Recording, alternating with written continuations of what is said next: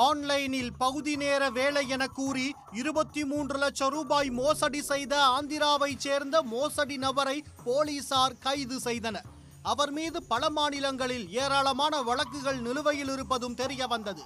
பலே மோசடி மன்னனை ஈரோடு போலீசார் கைது செய்தது எப்படி?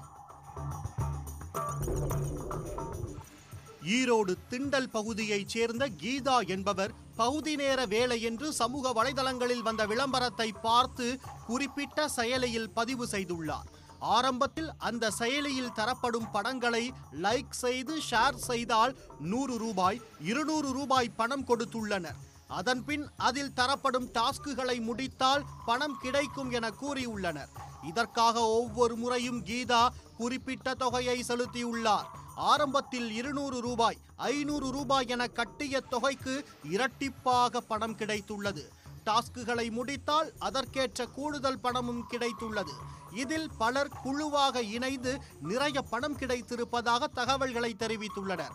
இதனால் ஆர்வத்துடன் இதனை செய்துள்ளார். ஒரு கட்டத்தில் கட்டப்படும் தொகை அதிகரித்த நிலையில் பணத்தை வங்கி கணக்குக்கு மாற்ற முடியவில்லை. அந்த பணத்தை எடுப்பதற்காக மேலும் பல டாஸ்குகளை மேற்கொண்டுள்ளார்.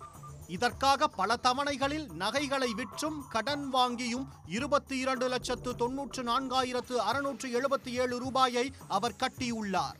பல முறை முயற்சித்தும் பணம் கிடைக்காததால் தான் ஏமாற்றப்பட்டதை உணர்ந்த கீதா இது குறித்து ஈரோடு சைபர் கிரைம் போலீசில் கடந்த ஆண்டு மார்ச் மாதம் புகார் அளித்தார்.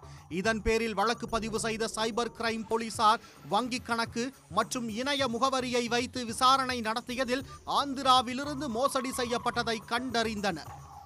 இதையடுத்து தனிப்படை அமைத்து ஆந்திரா சென்ற போலீசார் நெல்லூர் SBI காலனியைச் சேர்ந்த 39 வயது மண்டா சிவக்குமார் என்பவரை கைது செய்தனர். அவரிடம் நடத்திய விசாரணையில் செயலியை உருவாக்கி அதில் பலர் இணைந்திருப்பதை போல் காட்டி மோசடியில் ஈடுபட்டது கண்டுபிடிக்கப்பட்டது. ஆன்லைன் மூலம் வேலை தருவதாக கூறி 164 பேரிடம் பணம் வசூலித்து மோசடி செய்திருப்பதும், இதற்காக ஆந்திரா, தமிழ்நாடு, கர்நாடகா மாநிலங்களில் வழக்குகள் பதிவு செய்யப்பட்டிருப்பதும் தெரிய வந்தது. மேலும் அவரது வங்கிக் கணக்கில் 4.5 கோடி ரூபாய் பரிவர்த்தனை நடந்திருப்பதையும் போலீசார் கண்டுபிடித்து அந்த வங்கிக் கணக்கை முடக்கிய நிலையில் நீதிமன்றத்தின் மூலம் இழந்த பணத்தை மீட்கும் நடவடிக்கையில் ஈடுபட்டுள்ளனர். இதுபோன்ற மோசடியான இணையதள செயலிகள் மற்றும் லிங்குகளை நம்பி ஏமாற வேண்டாம் என பொதுமக்களுக்கு அறிவுறுத்தியுள்ளனர்.